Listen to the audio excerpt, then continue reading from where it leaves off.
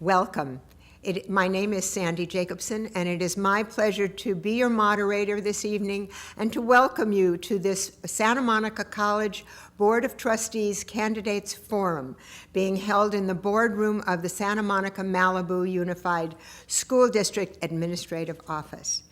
This forum is co-sponsored by the League of Women Voters of Santa Monica Education Fund and the Santa Monica-Malibu PTA Council, working with City TV of Santa Monica.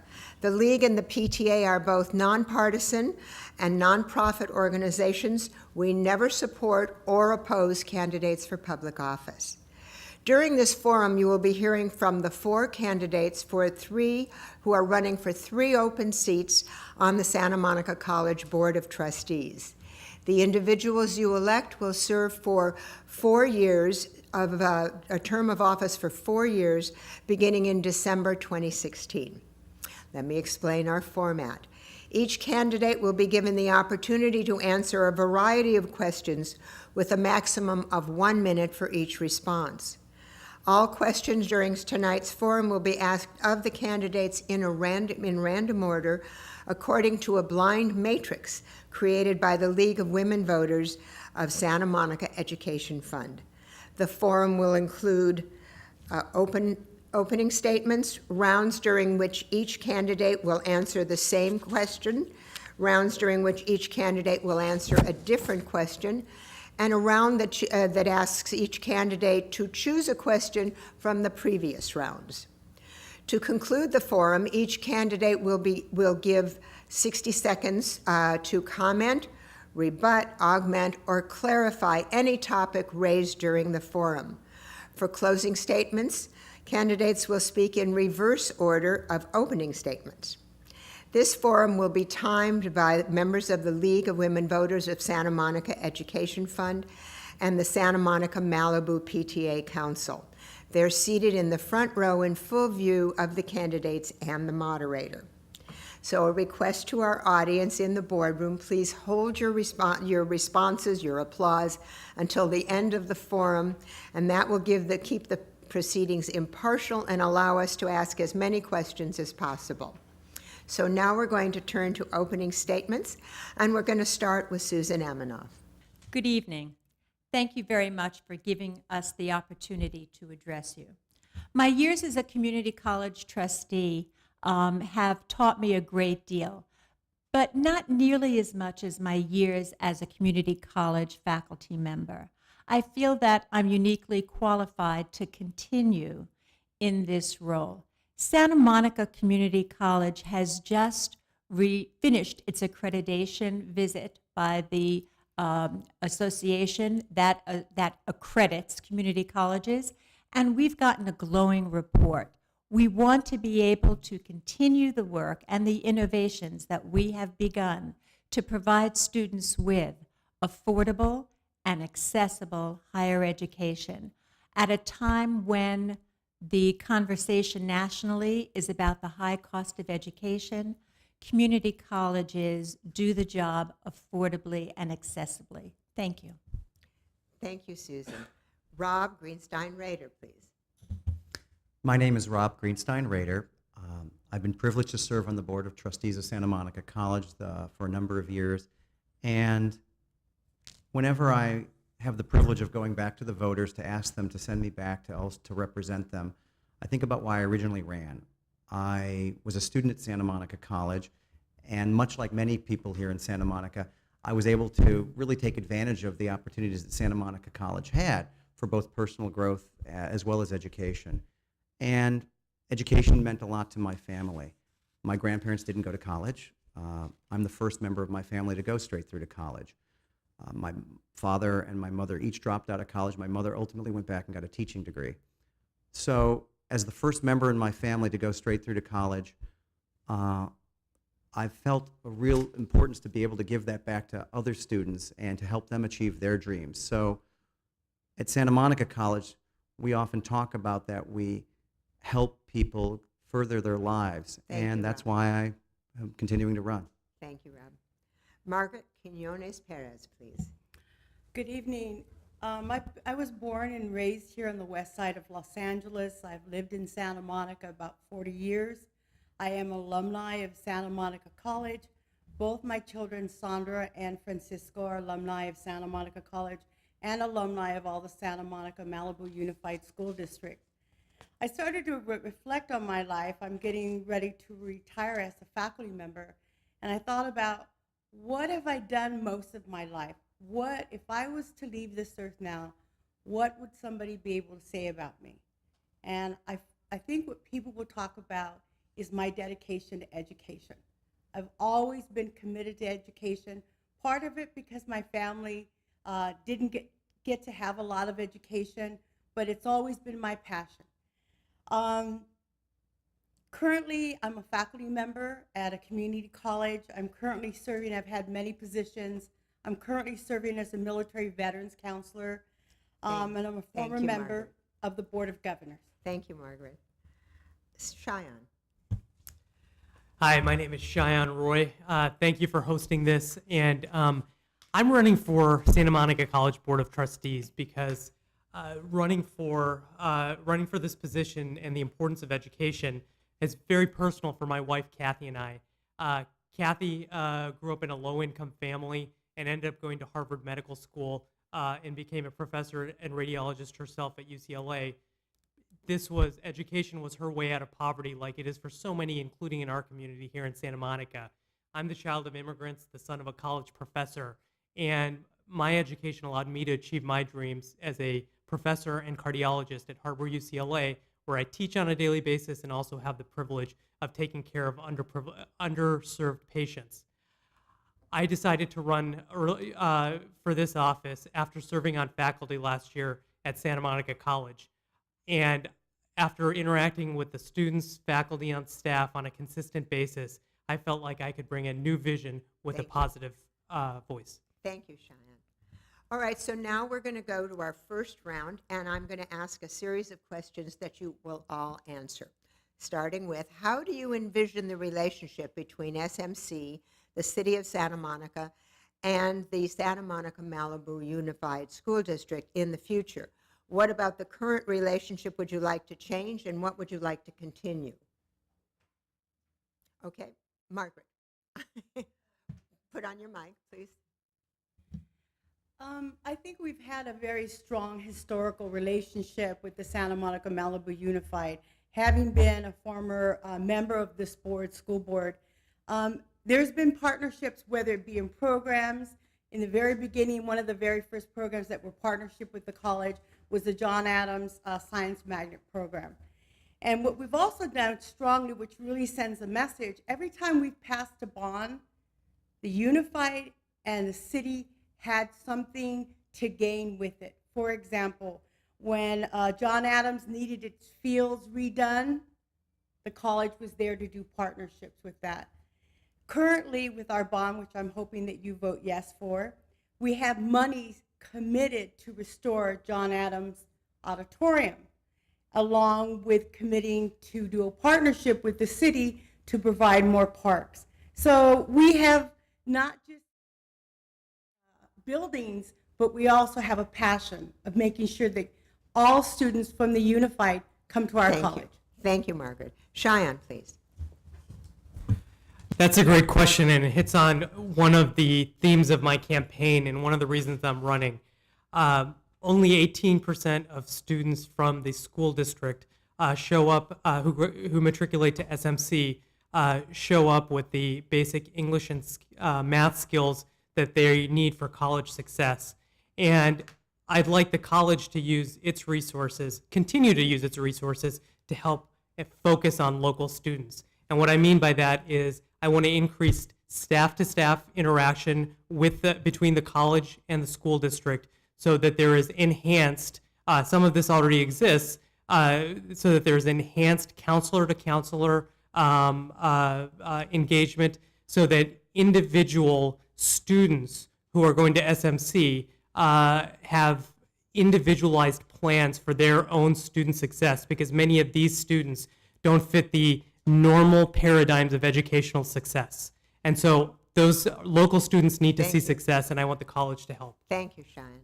Rob, please. Thank you. First off, I have a very strong vested interest in making sure that we work very well with the school district. My own kids go to Franklin Elementary. Dashiell's 11 and Zora's 8, and they're in 5th and 3rd grades respectively. And whether it's encouraging field trips to the Broad Stage or going to our planetarium in Drescher Hall, there's so many ways that we interact with the school district that are often invisible to people. We have the Scholars Program that works largely over the summer but continues through the rest of the school year, which picks students that are first generation that might not necessarily go to college, and we help them prepare for college. Currently, 10% of the students at Santa Monica High School end up taking dual or concurrent enrollment and getting college credit before they even graduate, and another 40+%. So in other words, over 50% of Santa Monica High School students end up getting college credit within 3 years, 4 years of graduating Santa Monica High School. That's a really impressive statistic. I was in this school board room, when we signed one of our early MOUs with the school district, and we've only built more and more on that sort of base. Thank you, Rob. Thank you. Susan? Our city has an enormous financial commitment to the success of our K through 12 district. They are one of the few cities in the state that actually makes a direct financial contribution to our schools. And it makes us very, very proud to be Santa Monicans, to know how much the city supports the educational efforts. Well, when I think about the school district and its relationship to Santa Monica College, I think about concurrent enrollment and dual enrollment, and my kids took advantage of it. They started college each with between 6 and 12 units.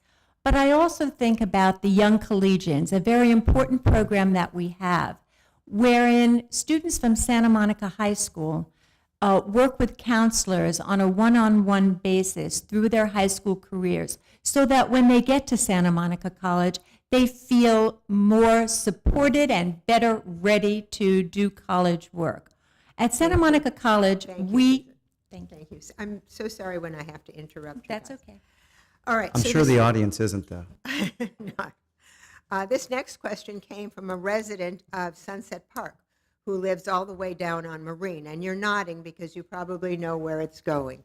What can the city do to reduce the increasing traffic and parking impacts of the Santa Monica main campus on residents? More neighborhoods have had to petition to get preferential parking because students take so many of the parking spaces on their streets and park there all day, including her street. So let's start with you, Susan. I had a wonderful opportunity last week. I took the expo from the 4th Street Santa Monica station to Culver City to meet some friends. Along the way, the expo stopped at 17th Street, and lo and behold, at least 100 students got on. We are just beginning to see the effect of expo, and I think it is going to be a measurable success in a very, very short time. We will know how many students are actually leaving the car home and taking the expo. Beyond that, our students have for a very, very long time, our student organization, funded a program called Any Line, Anytime, where those students who wish to leave their cars at home and those students who do not have cars have the opportunity to take the big blue bus anywhere in the city at any time. The college makes efforts to control the number of cars that enter and exit our city. Thank you, Susan. Margaret, please. I think the college has done a lot to mitigate the traffic. Will we resolve it completely? No. I'm going to be honest about that. A lot of people think that a lot of the congestion is due to the college, and not all of the congestion that's going on in the city has to do with the college. A lot of it has to do is that we have a lot of employers now in Santa Monica, that a lot of people drive to us. And so, which is a good thing. So I try to balance, do we want jobs? Do I want good parking in front of my house? Well, I want both. And I think the college has done things by, as my colleague said, we developed that partnership with Any Line, Anytime.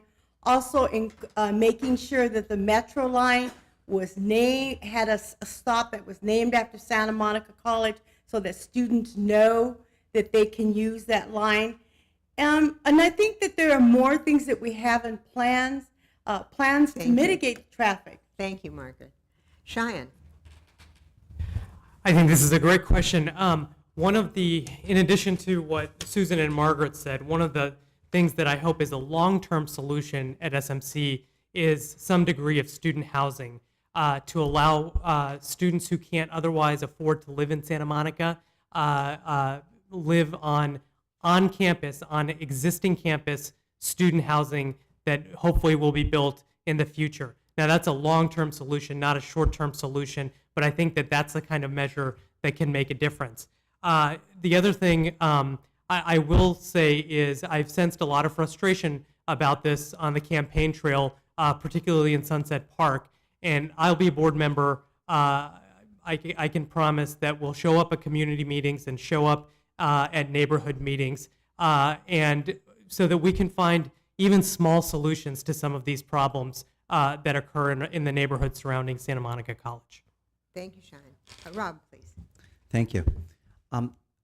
First off, of course, we've had traffic issues because this is a traffic-impacted neighborhood, city, because we're in a larger LA region, and the larger LA region just has a lot of traffic.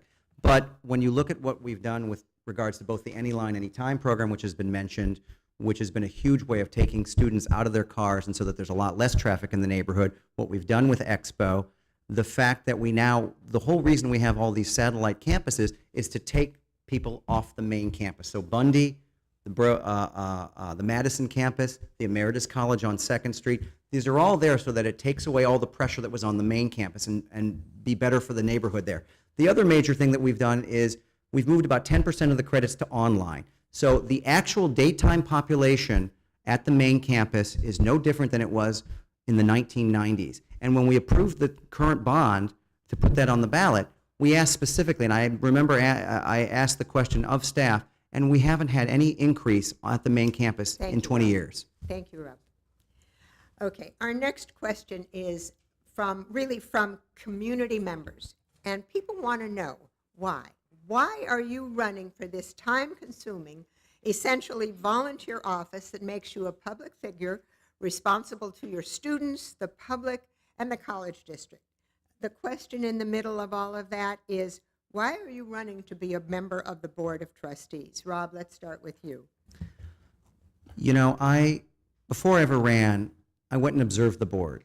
And the board at the time and the college at the time was going through a very stressful period. Even though it still had success, there was some strife, and the campus groups didn't get along, and the city didn't get along with the college. And I went and observed that, and I said, my training as a negotiator, as someone that helps build bridges, and as someone that comes out of the neighborhood groups, as chair of the Wilshire, Montana Neighborhood Coalition, I think I really have something to add there. And there's nothing better than being useful, and there's nothing better than being useful for a good purpose. The best day of the year is graduation day. Again, as someone that was fortunate to go to college and whose family sacrificed, I look every student that I hand the degree to in the eye, and I say to that person, congratulations, or you did it, because our students especially don't automatically assume that they're going to graduate, and there's no feeling like that. It is the best day of the year, and it energizes you to deal with long meetings where you have to listen to everybody, and sometimes you actually manage to say something, but it makes it all worthwhile. Thank you, Rob. Susan.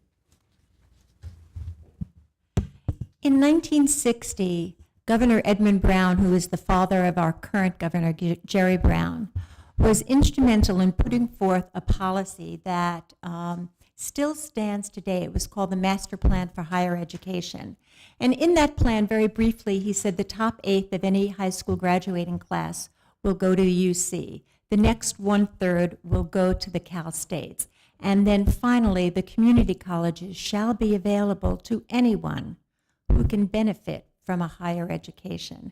This is very, very important, and especially now when higher education is so expensive and so difficult in terms of its accessibility. We are very proud that the community colleges exist, and we also are proud that our students every day are working and striving to access the economy. Thank you. Thank you, Susan. Margaret. I have never had any other plans to run for higher office. This for me, when I was on the school board, when I was here, was never a stepping stone. It was always about higher education and about access for students. And what keeps me here, people say, well, Margaret, why are you staying here? Part of it, it's part of my DNA of who I am. It's my core value of what my family is, and that's about education. If you're going to make it anywhere in this world, the furthest you take your education, the better. The other thing that keeps me sitting in my office is I have been the only Latina on the college board, have ever been the only one Latina there, and the Latino community, along with many of the members of the community, need a representative there. And I serve as that voice, and I'm very proud of that, and I carry that voice very responsibly. Thank you, Margaret. Cheyenne, please. Look, I think public policy matters. Education and healthcare have meant everything to my life and my wife's life. And I work at a public hospital trying to give care to patients that wouldn't otherwise get care. I've worked hard advocating for policy my entire time that I've lived in Santa Monica to expand access to care to those who don't have proper and adequate care. And similarly in education matters. Education was the way that my family's life got stabilized in a new country. It's the way that my wife made it out of poverty. And I want to increase educational access to students of color and students from lower socioeconomic classes. And I want to be SMC to continue to be part of that great solution. Education matters, and I want to be an education advocate. Thank you, Cheyenne. All right, so now I'm going to ask each one of you a different question. But if you are listening and you didn't get asked that question, make a note of it, because then you're going to be able to ask any question you want. All right, so we're going to start out with Margaret. Many students who begin their 4 years, their studies at Santa Monica College fail to complete their goals, while others transfer on to four-year colleges and universities and then fail to complete their studies.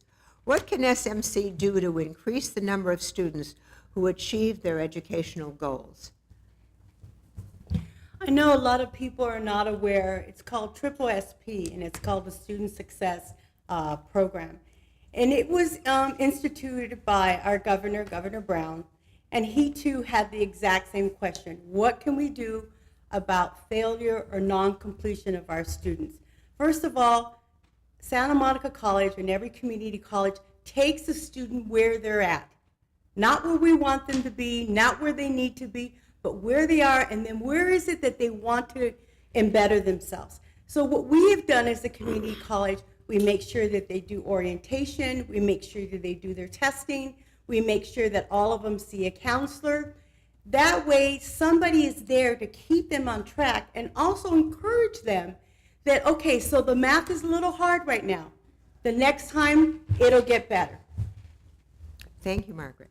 Okay, Rob, to you. Would you, as a trustee, support the expansion of online education offerings to help students get into overcrowded classes that they need to finish their programs of study in a timely manner? And do you think that online education could be ultimately a factor in reducing traffic and parking issues in the neighborhood surrounding the main campus? That's obviously a gimme, since I already talked about the fact that we've used online education to reduce traffic. In fact, that since 10% of our credit enrollment is from online education already, it's been a huge factor for us. We're one of the leaders in the state in online education. Now, sometimes people overestimate what online education can do. I actually was talking to one of the heads of our nursing program last night, and you want certain classes that are clinical to be out in the field, and we have fantastic relationships with the local hospitals, St. John's and UCLA. But for standard anatomy and physiology, for the intro classes, you can put those online. So there's always more ability to go online. The problem is that sometimes people look at it too much of a panacea, and they're trying to cut costs, and sometimes online education isn't as effective. So it's fine to do it as long as you test it and make sure. But in general, we've been a huge leader in testing the ways we can go online. We've changed vendors, we've tested to see what works with students and what doesn't work with students. So I'm very proud of where we've gone with our online education, and I'm only hopeful that we continue being a leader in the state. Thank you, Rob. Cheyenne, some people say that SMC has increased the number of non-resident students in order to increase income. Others say that the influx of students from other states and countries enhances the educational environment. Do you think the ratio of residents to non-resident students is right, or would you work to change it, and why? So SMC is a huge place. There's almost 30,000 students at SMC, and there's many international students, and about 50% come from out of state.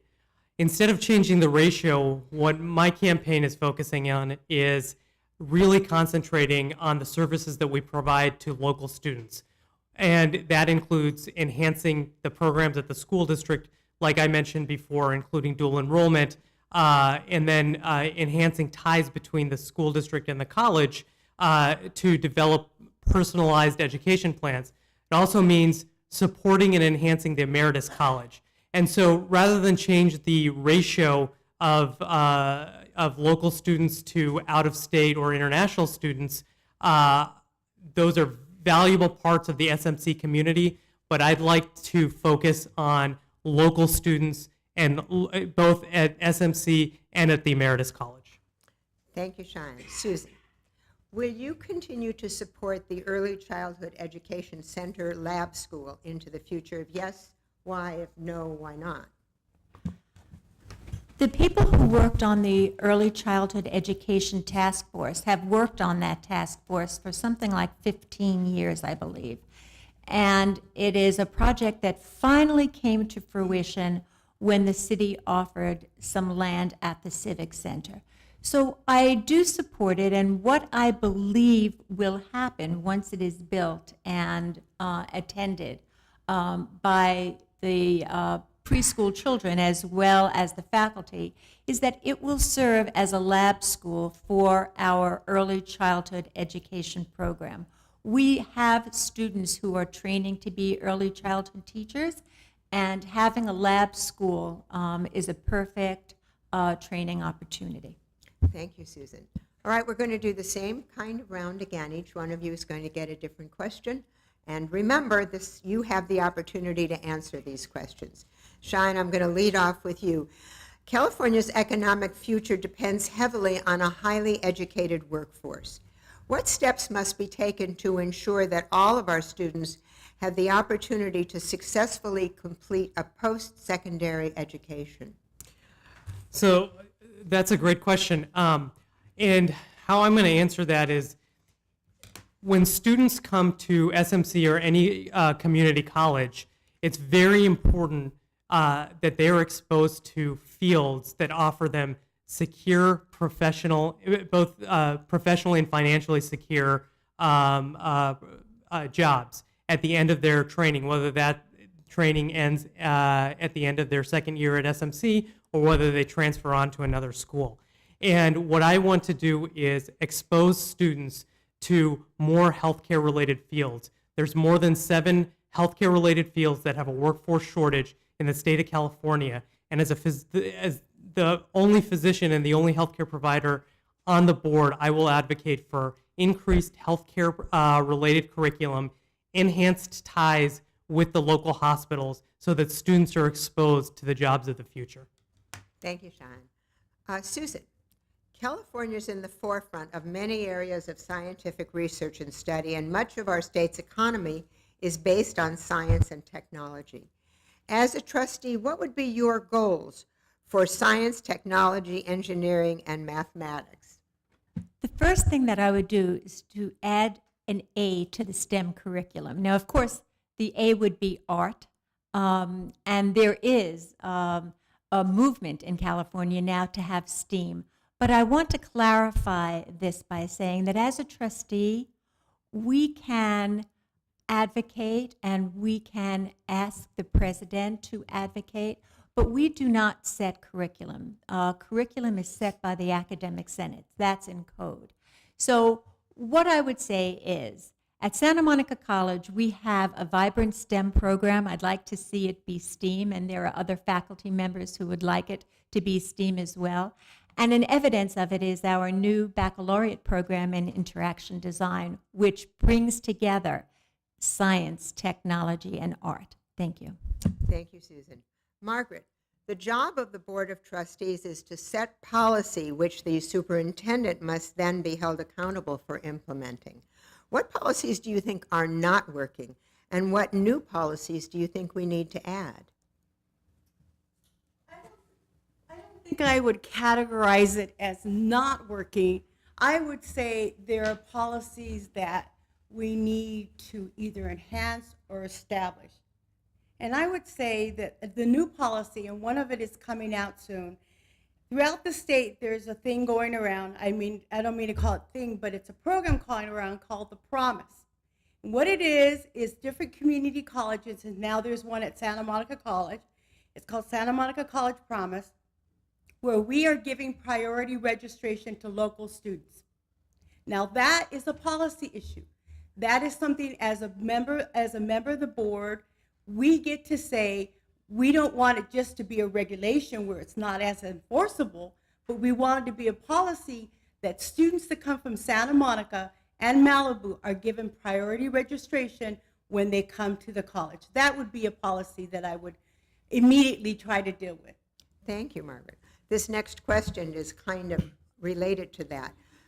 Rob, opponents of Measure V, which is the Santa Monica College facilities bond that is on the local ballot, cite the less than 5% of SMC's student body being from Santa Monica and Malibu as evidence, now I didn't say this, that SMC is too big for its britches. Please put that number in context for us.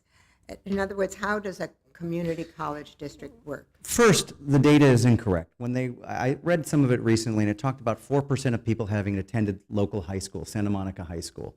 And I didn't attend Santa Monica High School. I moved out here after high school, so I don't think that the data is actually correct in how they measure it. People can come here from other high schools or be Santa Monica residents and take classes in Santa Monica and not fall into that 4%. So right then and there, the numbers are a little bit clouded, and they're meant in a way to be very argumentative. We actually have the top local participation rate according to the state chancellor's office for our local district. In other words, more people in Santa Monica and Malibu participate, take classes, whether it's emeritus, which is a hugely successful program, or the regular classes, than any other district in the state. When you actually ask people in Santa Monica if they have any members of their family or if they've taken classes, we end up with over 50% have taken classes in the last 5 years. That's an enormously positive rate and much better than almost any other district possible. Thank you, Rob. All right, so now you get to pick your favorite from those last 8 questions, and you get to answer it. So Cheyenne, which one was your favorite question? There was a question related to how to increase student success. Your microphone, Cheyenne. There was a question about increasing student success once students get to SMC. And one of the things that I, in addition to some of the things I've talked about in terms of local students enhancing ties between the college and the school district, is also I want to advocate for, in the long term, more full-time faculty at SMC. And so this is an issue at community colleges across the state of California. And I think it's very, very important that there is, we get closer to what is supposed to be the landmark at community colleges of 70% full-time faculty. It's usually not framed as a student equity issue. I think it's a student equity issue because students of color benefit most from faculty that have experience and have time to teach on a full-time basis. Thank you, Cheyenne. Margaret, which question did you pick? It's kind of a combination of all of them. That's okay. But it was more of a response to it. A couple of things. We recently had a joint meeting with the Santa Monica-Malibu Unified, and they brought their data. They brought us 5 years of the number of graduates that they had. And I believe this last year they had 800 graduates. They showed that between 59 to 60% of those 800 graduates came to Santa Monica College.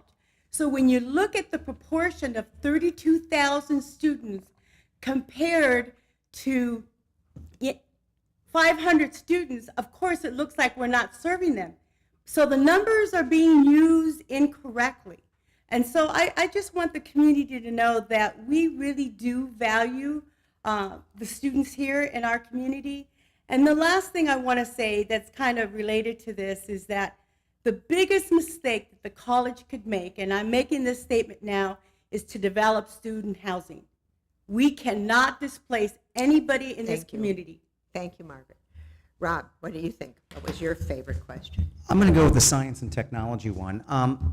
I started off as in fact, I still am a media and technology attorney. So when I was vice president at MGM in business affairs, I was head of business affairs for MGM Interactive and MGM Online. And the fact that we now have our interaction design bachelor's program is very near and dear to my heart.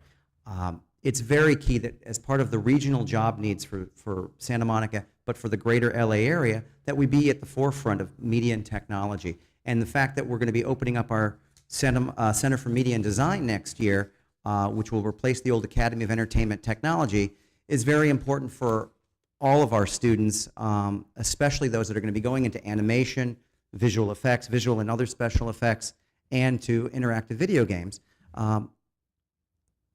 I also agree with what Susan said about the arts and turning STEM, science, technology, engineering, and mathematics, into STEAM, arts. Presently, I'm general counsel at an arts network, Ovation, which is in 50 million households. And arts are what speak to our spirit. It's both. Thank you, Rob. Susan, please.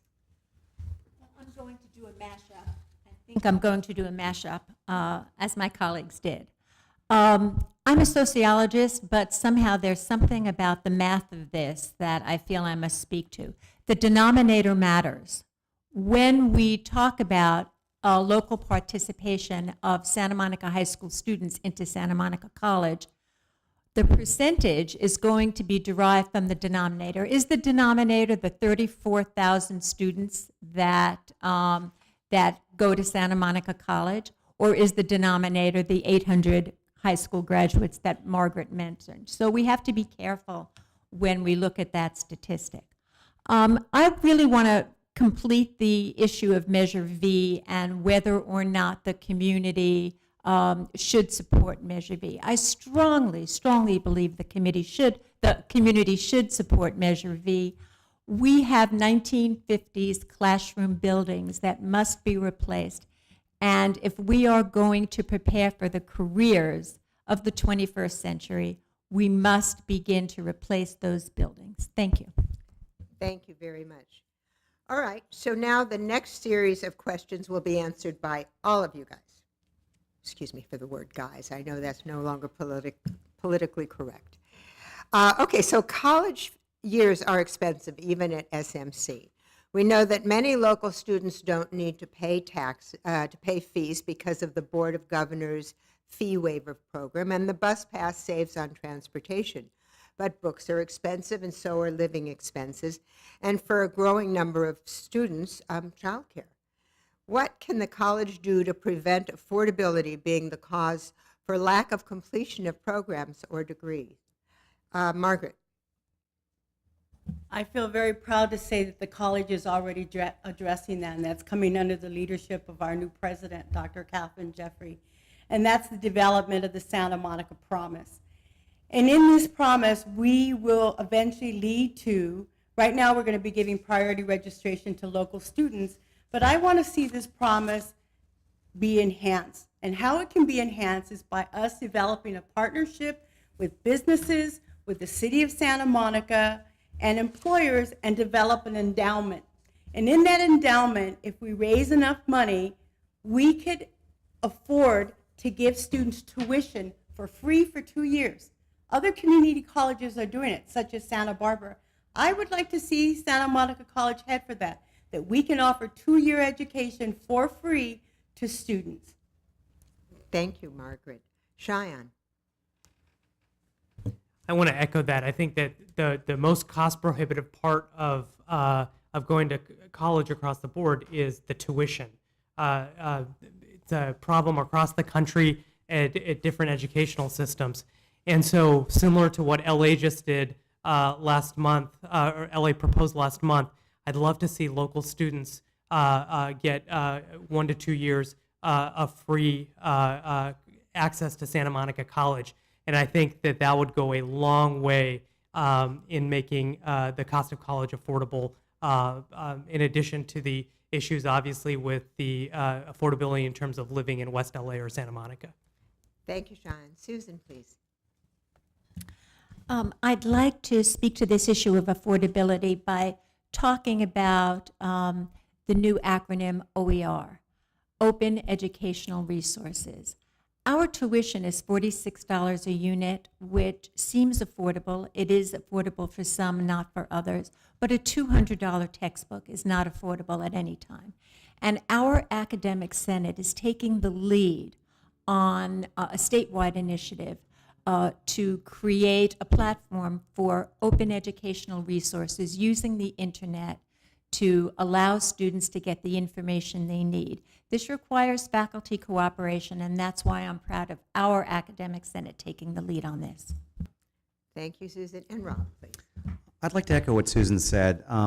Because our tuition is only $46 a credit, people are spending, even for 15 credits in a semester, under $750. If you've got 2 textbooks for 4 classes, you're already spending more on your textbooks. That's why when I was chair last year, we appointed a task force to look into this, and that was where we started having our academic senate really start exploring this much more seriously, because there was not as much interest in really grappling with that issue. So now we're one of the leaders in looking at open source and public domain educational teaching materials. And precisely because our students, ironically, are paying more for textbooks than they are paying for tuition, that's where I'm hopeful we're going to get some more savings. I also agree with what Margaret says when we can do some fundraising to get some of that endowed so that people can afford textbooks by getting grants from our foundation. And we need people to be generous that way. But that sort of thing, as well as looking at ultimately making tuition lower. But right now, tuition is not the biggest cost for our students, actually. Thank you, Rob. Let's start now with talking about making promises. You guys are talking about this program called Promises. All candidates make promises. And if elected, you will be one of 7. For your promises to be adopted and acted, you've got to convince 3 other people to agree with you. What have you promised, and how will you keep your promises? Rob, let's start with you. Not only do you have to convince 3 other trustees, you have to get buy-in from your administration and from the people that actually work at the institution. And frankly, it takes a lot of time to realize how to manipulate the bureaucracy as well as you need to actually make anything happen. It took me a number of years to sort of get that. And one of the things you have to do is understand that owning your own ideas is not what you want to do. You want other people to own your ideas. You want them to think that they came up with it. I came up through a lot of organizational behavior training, and you really understand how sophisticated you have to be to get the bureaucracy to do what you want it to do. And a lot of my early suggestions, they might have been the right suggestion, but nobody wanted to take them because they wanted to come up with their own ideas. Nowadays, what I do is I often find faculty leaders or administrators that are interested in those ideas and have a dialogue with them ahead of time and then get it developed and bring it back to the board. So I think it's actually a very subtle and difficult question, and it takes a lot of experience to get used to, let alone having to find ways to compromise, work with, and talk to your fellow trustees. When I was chair, we managed to do that, and I'm very proud of that record. Thank you, Rob. Cheyenne. So, I will use my first 6 months on the board to really listen. I'm going to advocate for increased healthcare-related curriculum, and that's not in my purview per se. But I'd like to encourage other people to look into expanding healthcare-related curriculum at the school. I'd also like to increase ties with the school district, as I mentioned. But I will say this: I've been on boards, and I think the most important function of a new board member is really to listen to your colleagues and to listen to the administration. And I can tell you that I will spend the first 6 months on a sort of listening tour at the college, in the community, and what I'm looking to do I'm hoping will take place in the long term, not in the short term. Thank you, Cheyenne. Susan, please. risk of being too simplistic, there is a prescription for this. The Community College League talks about the relationship between the board and its members with the CEO. In very deconstructive terms, the board is the what and the CEO is the how. And the board members never act individually. And we are constrained by the Brown Act. And many of you know the Brown Act says that we can't decide things when we're not in the sunlight, when we're not for the public.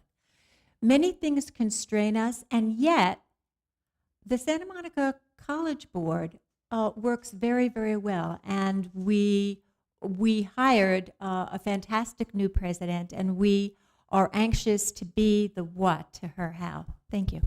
Thank you, Susan. Margaret, please. For me, it's pretty simple. One of the things that has made me most effective and successful when I was on the Santa Monica-Malibu Unified Board and now the College Board is real simple. You support the employees that are there. You support the faculty, you support the support staff, you support the management team, and you support the president and get out of their way. Let them be the experts. You're there in collaboration to figure out how you can help them, how you can support them. But supporting the people that work there that are so dedicated to Santa Monica College is the best promise I can give you about success for students at Santa Monica. Thank you, Margaret. Okay, it's November 9th, finally, and you've been elected. Congratulations. Without mentioning your opponents, please tell us why the voters made the right decision, the right choice. Margaret, lead us off, please. I feel like a Bambi with headlights. For not wanting to sound, as I guess in an earlier question said, we were too big for our pants. I've never felt like that ever in my life. I felt like the most important thing is to listen to people and to show as much as respect as I can. I'm committed to this college no matter what. It's been part of my life since 1973 when I was a student there. And you want somebody, when you come on a board, and especially at Santa Monica College, you like it, you like meeting the people, and you get to know it, and you're really proud that you're a member of the board. But as time goes by, you fall in love with the college. And I know it sounds kind of hokey, but when you're in love with something or someone, you want nothing but the absolute best. And that's how I feel about myself and many of my colleagues, especially Rob and Susan. Thank you. We love this college. Thank you, Margaret. Susan.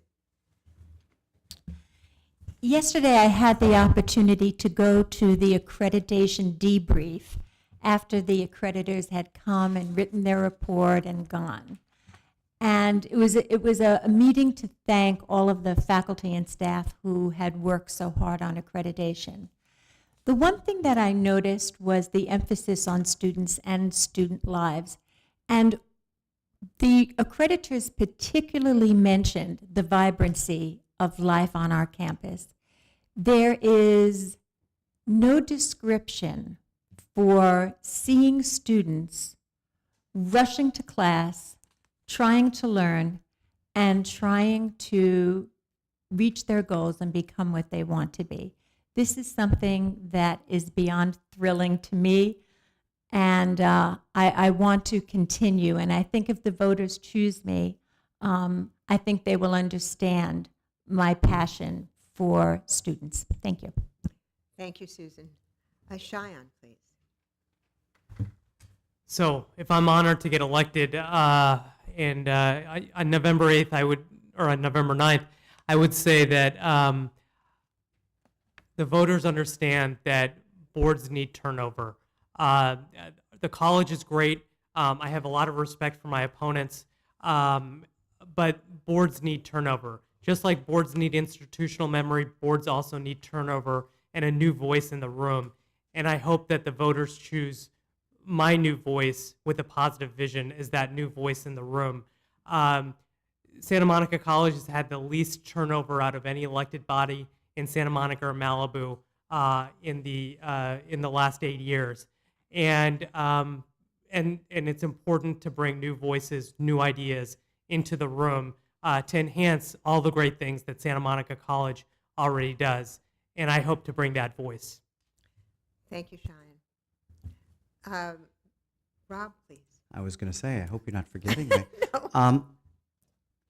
If I'm honored to be elected again, to be reelected to this position, I will think it's because, tying it into the earlier question, that I kept the basic promise I made, which was to keep Santa Monica College the #1 community college in the country. And that's exactly what we are. We are #1 in transfers, #1 to UCLA, USC, Loyola Marymount, Pepperdine, #1 to Berkeley from Southern California. We're #1 in local participation. We have the Broad Stage, the Public Policy Institute, the finest emeritus college that could possibly exist. That was my promise, and that is the promise that I have kept. Boards need continuity, and we have a new president, and we've been trying to make sure that she fits as part of our culture, which we're doing very successfully. And we have truly the greatest community college institution in the world, and I'm proud to be a part of that, and I think I've been a big piece of keeping that institution accountable to the local community, and I'd be proud to return. Thank you, Rob. Well, that's the end of our questions. The time has expired, and now it's time for closing statements. Each candidate will get 60 seconds, and we're going to go in the opposite order so that we start with you, Cheyenne. So thank you again for hosting this forum. I'm looking to bring a new voice with a positive vision to Santa Monica College. I'd like to expand healthcare-related curriculum at the college. I want to enhance ties with the school district so our local students can benefit most from the resources that the college has to offer.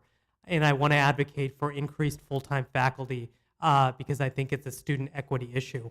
Additionally, I pledge to be a board member that will show up every year, every month to neighborhood meetings and to community meetings around the clock.